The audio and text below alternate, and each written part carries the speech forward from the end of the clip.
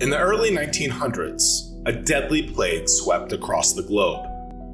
Infamously known as the White Death, tuberculosis claimed the lives of countless individuals, including whole families, and even entire towns.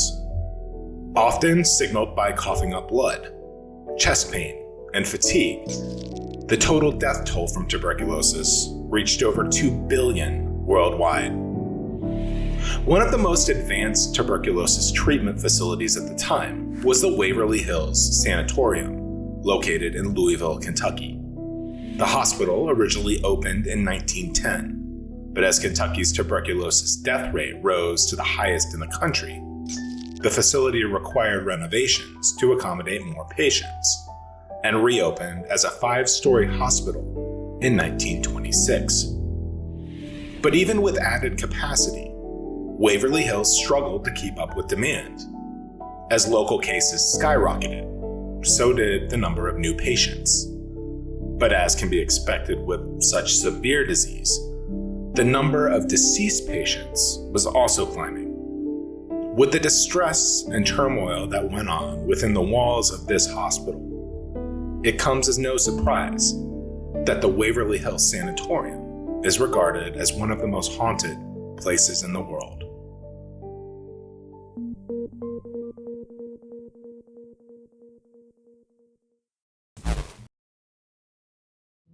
At the time, there was no true cure for tuberculosis, so most patients staying at Waverly Hills were there to ensure isolation from the healthy.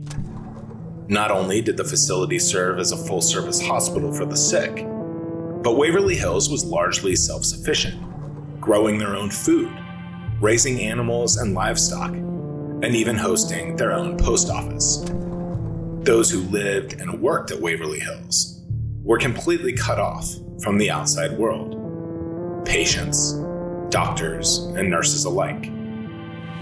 Medical staff at Waverly Hills had no clear treatment plan for tuberculosis, and as a result, turned to experimental remedies in an attempt to quickly treat the large number of patients in the facility. Many were simply prescribed time in the sun, as it was believed that fresh air could drastically improve symptoms. To help with this, the hospital featured sunrooms to ensure that those fighting the disease could expose themselves to sunlight for multiple hours a day. Other experiments were more brutal and dangerous, including electroshock therapy for patients whose disease had spread to their brain, and a procedure where doctors surgically inserted balloons into the patient's lungs, forcing expansion to make room for oxygen. This procedure led to extreme complications for many patients, resulting in hundreds of deaths. Given the staggering number of patients who died at Waverly Hills, the hospital developed an infrastructure to aid in the disposal of bodies. Arguably, one of the most infamous areas in the hospital is known as the death tunnel, or body chute. This 500-foot-long underground cement corridor was used to transport bodies down the hill, where hearses and trains would be waiting to haul the bodies away. The tunnel was built underground, out of sight of the living patients. While it's unknown exactly how many people died in the facility, estimates range from 6,000 to 10,000. After a long and vicious battle with the White Death, a tuberculosis vaccine was ultimately developed, and case numbers dwindled. Waverly Hills Sanatorium ended up closing its doors to new patients in 1961. And after being passed on to several different owners throughout the years, the facility was finally sold to its current owners in 2001. Stories of what transpired in the hospital and legends about ghosts still roaming its halls have spread far and wide throughout the global paranormal community. Many have attempted to come face to face with the spirits that are trapped in the building, and stories of their findings have continued to haunt experts and the curious. Sightings of spirits and apparitions are a regular occurrence to this day. Numerous visitors have heard the sound of voices, footsteps, and slamming doors, and have reported the existence of shadow people, which are silhouettes that appear in photographs and videos, but were not visible in person. There have even been reports of a phantom hearse spotted outside near the body chute, allegedly loading bodies into the vehicle. One notable spirit is that of a young boy named Timmy, who's often seen on the third floor with a leather ball, attempting to play catch. He is rumored to have fallen off of the roof of the building, where children frequently played, but this has never been substantiated. It is said that if one brings a ball to play catch with Timmy, he'll often roll it back down the hall to you.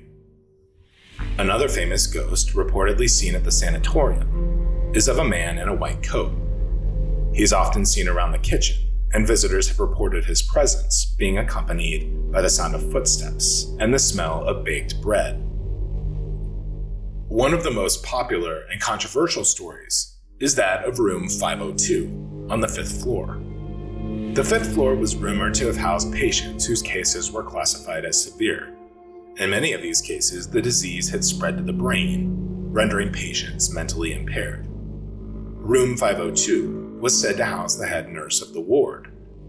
According to stories, the head nurse in 1928 was found hanging just outside her room after allegedly committing suicide. It is believed that she had become pregnant out of wedlock, a circumstance that caused her to fall into a deep depression, ultimately leading to her suicide. Some have theorized that one of the doctors in the hospital was the father and unsuccessfully attempted to perform an abortion, killing the nurse in the process and staging her suicide.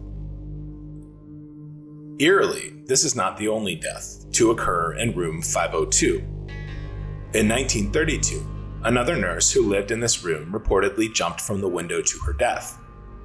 It's unknown what led her to do this, and many have theorized that she may have actually been pushed. To this day, the Waverly Hills Sanatorium is open to visitors fascinated with the hospital's history, alongside many seeking to connect with the paranormal. Much of the original structure is still standing, including the ominous Gothic-style gargoyles that continue to welcome visitors over the main entrance of the technically abandoned building. While Waverly Hills is a top destination for paranormal enthusiasts around the world, even those seasoned adventurers who have visited the hospital warn that the experience is definitely not for the faint of heart. My name is Scott, and thank you so much for watching. We're a group of curious and passionate humans, creating documentary-style content for those who share our curiosity, ask questions, and seek to dig deeper in a world where almost everything isn't quite what it seems. We are Mystery Syndicate. If you like what we do, please consider subscribing to our YouTube channel. Leave a comment and give this video a like. And to be notified when we post new videos, be sure to hit that notification bell. Also, check us out on Facebook, Instagram, Twitter, and Patreon. And for exclusive merchandise, visit our website at www.mysterysyndicate.com.